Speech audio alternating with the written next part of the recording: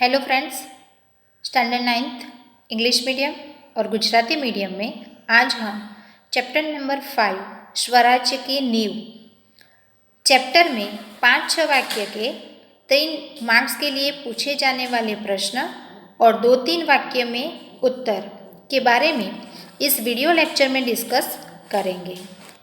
स्वराज्य की नींव में रानी लक्ष्मीबाई किस प्रकार अपना लाल किला बचाने का प्रयास कर रही है, उनके सिर पर कितनी जिम्मेदारियां हैं और किस प्रकार उसमें से निकलकर सारी नींव को बेस को रेडी करती है, यह संवादिक चैप्टर बताया गया है जो एक ऐतिहासिक पात्र को लेकर लिया गया है, रानी लक्ष्मीबाई को, जिसके द्वारा आपको एक ऐसे भी पूछा जा सकता है रानी लक्ष्मीबाई जो एक ऐतिहासिक पात्र है।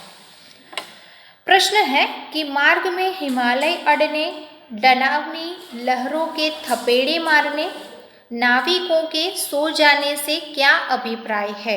यानी कि ये सेंटेंस पूरा चैप्टर में दिया गया है, तो इससे क्या अर्थ निकलता है। रानी लक्ष्मीबाई को अपनी प्यारी झांसी शत्रुओं के हाथ में चले जाने का दुख है। यानी कि आपने अगर उनकी टेलीफिल्म देखी है तो थोड़ा बहुत मालूम होगा कि रानी लक्ष्मीबाई किस प्रकार साहस करती है, अपने बच्चे को लेकर युद्ध भी करती है। तो उस समय रानी लक्ष्मीबाई को ये डर है कि उनके जो शत्रु हैं, दुश्मन हैं, वो अपने हाथ में से ये झांसी ले न जाए, उस बात का दुख है। स्वराज्य की मंजिल हर बार पास आकर दूर चली जाती है। यानी कि स्वराज्य जो अपना राज्य है वो एक मंजिल है उनके लिए, लेकिन वो पास आकर भी दूर चला जाता है। रानी स्वराज्य को पास आते हुए देखती है, यानी कि अपने राज्य को हाथ में देखती है, अपने पास आकर आते हुए देखती है, पर तभी हिमालय जैसी बाधाएं उनके मार्ग में आ जाती है। अर्थात कि बहुत सारे दुश्मन बढ़ गए हैं, चारों तरफ युद्ध का वातावरण है और युद्ध के वातावरण में उनके साथ कोई सैन्य या तो फिर ऐसा बल नहीं है जिनके कारण वो उनका सामना कर सके। यानी कि हिमालय जैसी बाधा आना मतलब कि बहुत सारे दुश्मन आकर उनके साथ युद्ध करते हैं, तो ये मार्ग में आ जाता है।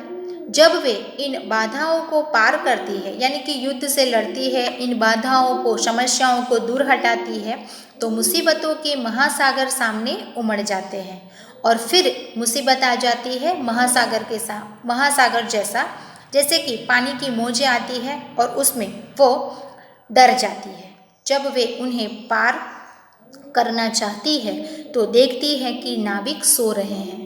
नाविक यानी कि उसको चलाने वाला, नाव को चलाने वाला व्यक्ति जो सो गया है, ये नाविक है विलास में डूबे हुए, और उनके जो नाविक हैं जो विलास में यानी कि अपनी खुशी में, अपनी शौक साइबी के लिए डूब गए हैं। और उनके साथी सेनापति तात्या, राव साहब, बांदा के नवाब आदि, जो एक कैरेक्टर है जो उनके सेनापति तात्या तोपे, राव साहब और बांदा के नवाब, जिनको अपनी झांसी की कुछ नहीं पड़ी है, विलासिता में डूबे हुए हैं और उनके लिए कोई मायने नहीं रखता कि युद्ध करे या तो फिर अपनी झांसी को बचाए। तो इस सेंटेंस को इस प्रकार आप अगर सविस्तार प्रश्न में पूछा जाए तो लिख सकते हैं, ओन वर्ड में भी लिख सकते हैं। रानी लक्ष्मीबाई देश की एक अद्भुत मिसाल है, समझाइए। तो आप बहुत सारा इस विषय पर लिख सकते हैं। रानी लक्ष्मीबाई हमारे इतिहास का एक अत्यंत तेजस्वी चरित्र है जो बहुत पीढ़ी से एक नारी के रूप में हमारे सामने है। अत्यंत तेजस्वी चरित्र है, कैरेक्टर है। स्वराज्य ही उनका अंतिम लक्ष्य है। उनका गोल क्या है? अपने स्वराज्य को प्राप्त करना। इनके लिए वे बड़े से बड़ा बलिदान दे सकती है।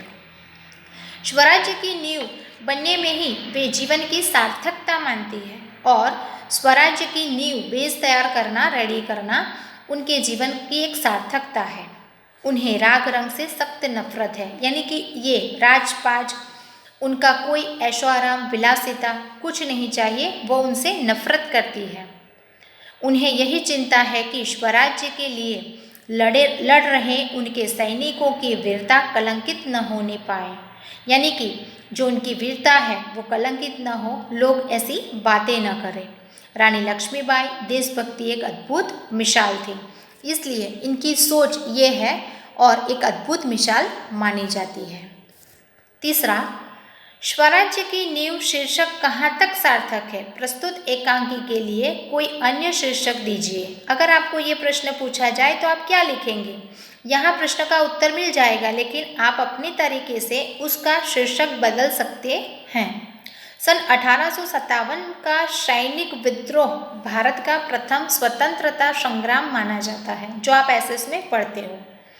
उसमें झांसी की रानी लक्ष्मीबाई, जूही, मुंदर, तात्या तोपे, रामचंद्र तथा रघुनाथ राव आदि ने अपनी अनोखी देशभक्ति का परिचय दिया था, यानी कि इस चैप्टर के कैरेक्टर हैं।